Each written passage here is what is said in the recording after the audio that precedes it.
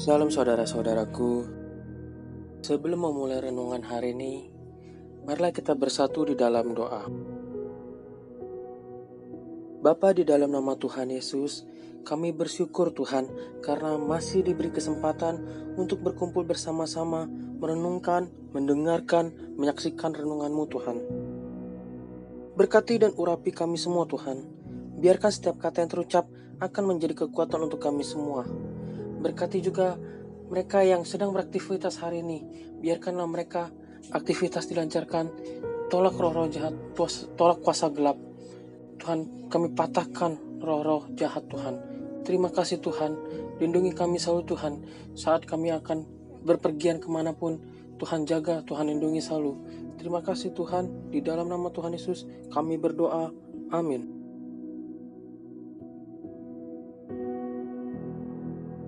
Mari kita membuka Alkitab pada Injil Matius 5 ayat 3-11. Berbahagialah orang yang miskin di hadapan Allah, karena merekalah yang mempunyai kerajaan surga. Berbahagialah orang yang berduka cita, karena mereka akan dihibur. Berbahagialah orang yang lemah lembut, karena mereka akan memiliki bumi. Berbahagialah orang yang lapar dan haus akan kebenaran, karena mereka akan dipuaskan. Berbahagialah orang yang murah hatinya, karena mereka akan memperoleh kemurahan. Berbahagialah orang yang suci hatinya, karena mereka akan melihat Allah. Berbahagialah orang yang membawa damai, karena mereka akan disebut anak-anak Allah. Berbahagialah orang yang dianiaya oleh sebab kebenaran, karena merekalah yang mempunyai kerajaan surga.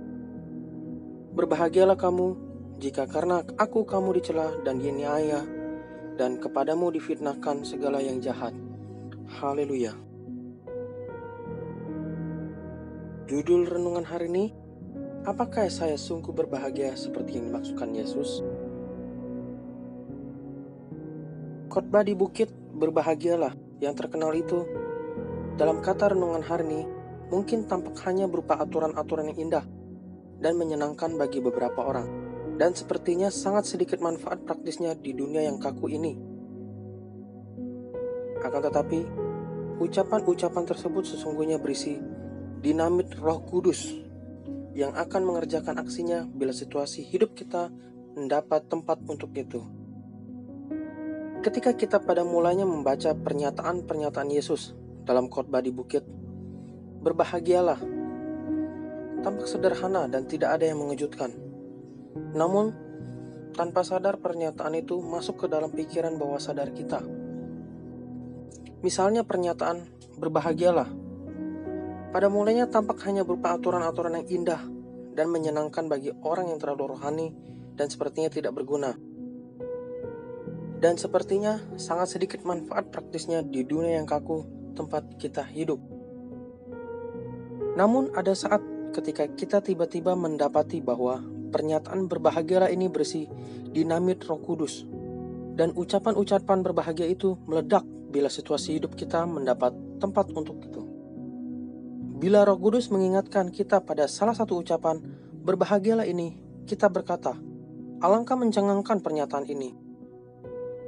Kemudian kita harus memutuskan apakah kita bersedia menerima gejolak rohani besar yang akan timbul dalam situasi kita jika kita mematuhi firman-Nya.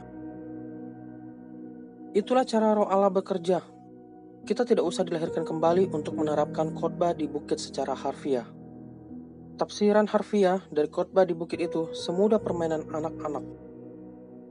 Akan tetapi, interpretasi Roh Allah pada saat Dia menerapkan pernyataan-pernyataan Tuhan pada situasi kita itu merupakan karya yang sangat keras, strict dan sulit bagi seorang percaya. Ajaran-ajaran Yesus semua terasa di luar proporsi bila kita dibandingkan dengan cara lahiriah kita memandang segala sesuatu. Dan pada mulanya ajaran-ajaran tersebut datang dengan menimbulkan kegelisahan yang membuat kita heran. Dalam hal ini, kita langkah demi langkah harus menyesuaikan jalan dan hubungan kita dengan ajaran Yesus Kristus pada Roh Kudus menerapkannya pada situasi kita.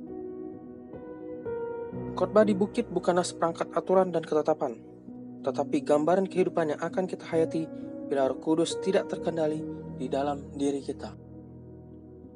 Mari kita bersatu di dalam doa. Bapa, terima kasih atas renungan-Mu hari ini. Kami sudah diberkati hari ini oleh firman-Mu. Pakai hamba-Mu ini selalu Tuhan untuk menyampaikan kabar baik setiap harinya. Berkati mereka yang sudah meluangkan waktu untuk merenungkan firman-Mu Tuhan. Berkati juga mereka dalam melakukan aktivitas hari ini. Kami sangat bahagia mempunyai Engkau Allah, Bapa seperti-Mu Tuhan. Engkau selalu ada di saat kami terjatuh, saat kami membutuhkan-Mu Tuhan.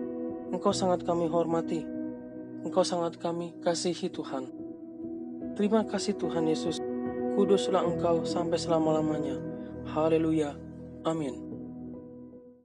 Sekalipun aku dalam lembah gelap, ku tak takut sebab Kau besertaku. Sekalipun badai topan datang menerpa, ku tak gentar sebab Kau di sisiku. Sekalipun aku dalam lembah gelap, ku tak takut sebab Kau besertaku. Sekalipun badai topan datang menerpa, ku tak gentar sebab Kau di sisiku. Aku percaya berkat-Mu atasku melimpah, kebajikan dan kemurahan selalu mengikutiku. Ku puji, ku sembah Kau Tuhan. Aku percaya berkat-Mu atasku melimpah, kebajikan kemurahan selalu mengikutiku. Ku puji, ku sembah